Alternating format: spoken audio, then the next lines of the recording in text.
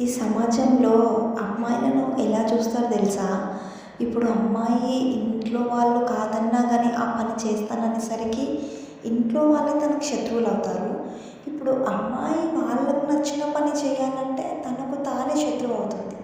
అదెలా అంటే ఇప్పుడు మనం ఏదో చేయాలని ముందడుగేస్తాం. సో, మనకు ఫ్యామిలీ సపోర్ట్ ఉండలేకపోవచ్చు.